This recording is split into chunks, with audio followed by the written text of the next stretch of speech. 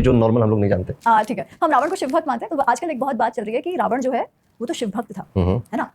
उसने तो केवल सीता माँ का अपहरण किया था, पर सीता माँ को हाथ तक नहीं लगाया। हाँ। कि वो तो बहुत अच्छा था। आजकल उसकी महिमा मंडन हो रही है रावण की, ठीक है, कि सीता माँ को हाथ भी नहीं लगाया, वो तो शिव भक्त था। और हर दशहरा, रामनवमी पे और रक्षाबंधन पे एक मैसेज आता है।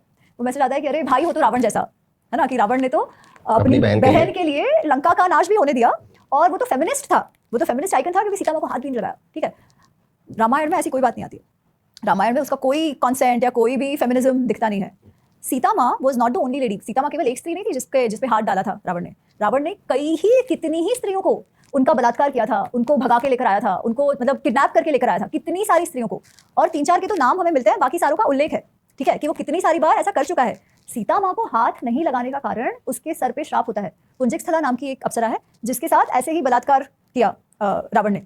पुंजिक स्थला ने जाकर ब्रह्मा जी से कहा, ये कहानी है, ठीक है। अब रावण को जो वरदान मिला है वो भी तो ब्रह्मा जी से मिला है। तो ब्रह्मा जी ने कहा कि अगर फिर से तुम कैसी ऐसी स्त्री जो तुम्हें नहीं चाहती उस पर जबरदस्ती करोगे, ठीक है, उस पर जबरदस्ती करने का प्रयत्न करोगे, तो तुम्हारा सर 100 टुकड़ों में टूट जाएगा।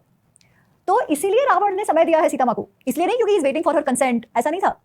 इनफैक्ट वो जब ले आया सीता माँ को तब वो पहले बोलता है कि मैं तुमको 12 महीनों का समय देता हूँ, अगर तुम स्वयं मेरे शयन पर नहीं आई तो मैं तुम्हारे टुकड़े टुकड़े करके ब्रेकफास्ट में खा लूंगा।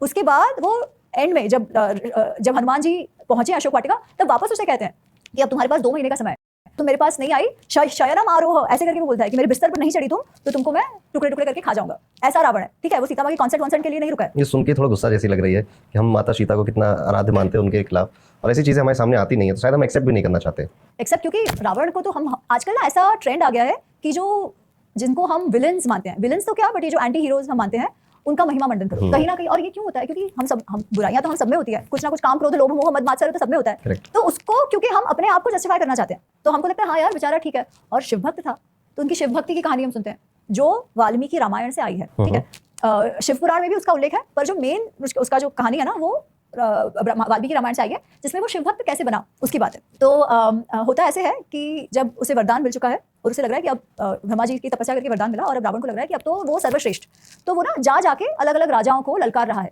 युद्ध के लिए।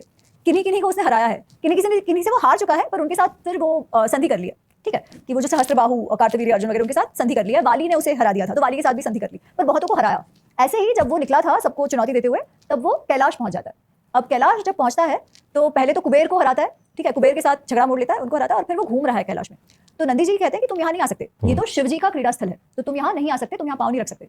तो रावण कहता है को आई एम शिव, शिव कौन है, शिव कहाँ के है, मुझे कौन होते हो तुम रोकने वाले, और वो भी शिव के लिए। अब शिव तुम्हारे देखेंगे कि मैं कैसे यहाँ पर आ ही जाऊंगा, तो वो कि मैं कैसे इस पर्वत को ही उठा लूंगा, ठीक है, कि तुम मुझे आने से रोक रहे हो, मैं तो इस पर्वत को ही उठा लूंगा। और वो कैलाश की चोटी को उठाने का प्रयत्न करता है, ठीक है, बट शिवजी तो शिवजी है, तो शिवजी बस लीला में अपनी मस्ती में अपना एक जो अंगूठा है पैर का उसे दबा देते हैं धरती पर, और उसके कारण रावण के जो हाथ है वो हमको कहा गया है कि वो दब जाते हैं इसके नीचे। इसलिए वो जोर जोर से चिल्लाने लगता है, बहुत ही जोर से, इतना जोर जोर से वो रोता है, चिल्लाता है कि दुनिया के जो लोग हैं, विश्व के जो सारे जीव हैं, वो डर जाते हैं और वो भी चिल्लम चिल्ली शुरू कर देते हैं, ठीक है। वो कई बार पता है रात को वो कुत्ते भौंक रहे होते हैं वैसे जोर जोर से, तो उसके कारण उसका नाम रावण हुआ, नहीं तो उसका नाम दशग्रीव होता था। Okay. तो फिर इवेंचुअली उसके कुछ मंत्री बोलते हैं कि अरे आपका एक ही छुटकारा है कि आप शिवजी की स्तुति करो।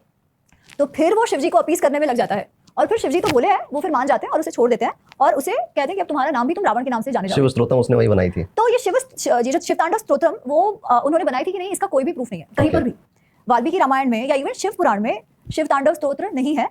ऐसा माना जाता है कि वो बहुत बाद में लिखा गया, पर उसमें ऐसा है ना, रावण रचित एंड में, वो रावण यही रावण है या किसी और ने वो पेन नेम यूज करा है, उसमें डाला है, हम ये नहीं जानते, क्योंकि ये बहुत बाद में लिखा हुआ है, 7th सेंचुरी वगैरह में लिखा हुआ है। इवन जो छंद उसका है वो छंद का प्रयोग बहुत बाद में हुआ था, तो वो रावण ने ही लिखा है।